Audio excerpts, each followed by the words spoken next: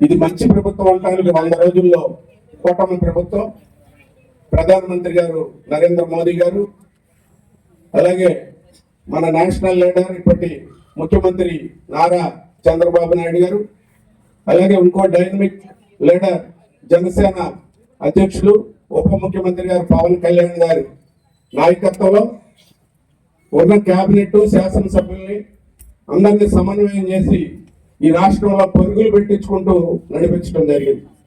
మొట్టమొదట సమావేశాల్లో ఢిల్లీ నుంచి పార్లమెంట్ నుంచి మనం రాజధాని రాష్ట్రంలో పిచ్చి ప్రజలను ఎవరన్నా అడిగితే పిల్లలు కూడా చదువుకునే పిల్లలు మీ రాజధాని ఏదమ్మా అని అంటే చెప్పలేని పరిస్థితుల్లో ఇవాళ అమరావతి రాజధానికి 15,000 కోట్ల రూపాయలు ప్రధానమంత్రి గారు ఎన్డీఏ కూటమి మన ముఖ్యమంత్రి గారు పవన్ కళ్యాణ్ గారు మాట్లాడి తీసుకొచ్చారంటే అది పెద్ద గ్రేట్ అచీవ్మెంట్. అంటే 5 సంవత్సరాలు మిగిలిన గ్రాంట్ అంతా వస్తుంది, ఎంత కావాలంత రాజధాని అక్కడికి క్లియర్ అయిపోతుంది కాదు.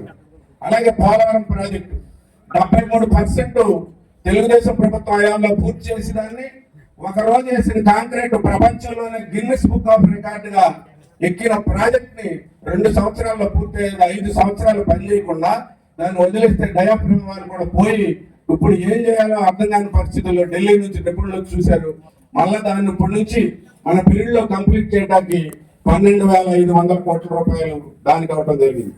అలాగే పవన్ కళ్యాణ్ గారు రాష్ట్రం అంతా ఒకే రోజు గ్రామ సభలు పెట్టి ఈ రాష్ట్రంలో గ్రామీణ ప్రాంతాల్లో ఉన్న ప్రజలకు ఏం కావాలి అని వాళ్ళకి కావాల్సిన అన్ని నోట్ చేసుకునేటట్టు, గ్రామ పంచాయతీ వ్యవస్థ పటిష్టం అయ్యేటట్టు ప్రెసిడెంట్లందరికీ కూడా మరి నిధులు గతంలో ఏదైతే జగన్మోహన్ రెడ్డి గారు వీళ్ళకి వచ్చిన నిధులు ఆయన డ్రా చేసుకున్నాడో వీళ్ళందరికీ తలా 4 లక్షల జనాభాని బట్టి 10 లక్షల 20 లక్షల మండలాలకి గ్రామ పంచాయతీలకి అన్నింటికి వచ్చినాయి అంటే అది పవన్ కళ్యాణ్ గారి యొక్క ప్రత్యేక కృషి. అలాగే ఇది కాక ముంపు ప్రాంతాల్లో పారిశుద్ధ్యం కొన్ని పంచాయతీలు ఎన్నుకుని పంచాయతీకి లక్ష కాడికి 400 కోట్లు ఇవ్వడం జరిగింది, 4 కోట్ల రూపాయలు.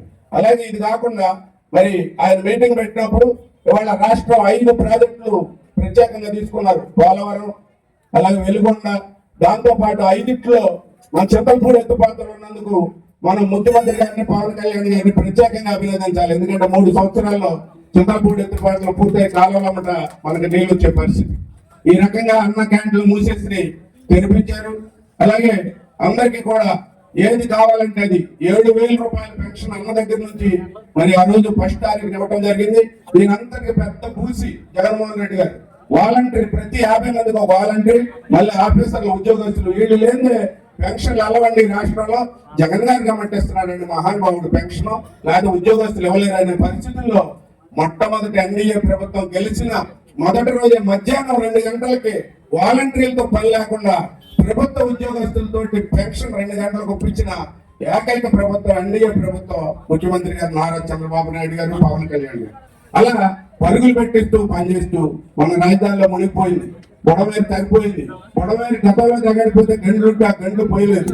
మరి రామానాయుడు గారు 4-5 రాత్రులు అక్కడ ఉండి ఆ గండు పోల్చడమే కాకుండా గండు మిగిలిపోయి పోయలేని పరిస్థితుల్లో ఉంటే మరి ముఖ్యమంత్రి గారు ప్రధానమంత్రి గారితో మాట్లాడి కేంద్రం నుంచి సైన్యాన్ని దింపి ఆ గండి పోపించారు.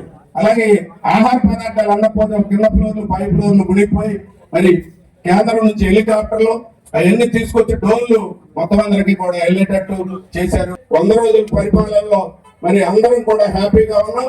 రాబోయే రోజుల్లో ఇంకా మిగిలిన కూడా గ్యాస్ బండ్లు కానివ్వండి, మహిళలకు వచ్చే 1,500 కానివ్వండి, అలాగే మన పిల్లలను స్కూల్ కు పంపిస్తే వచ్చే 15,000 కానీ అన్ని కూడా రాబోయే రోజుల్లో త్వరలోనే పూర్తి చేస్తారు.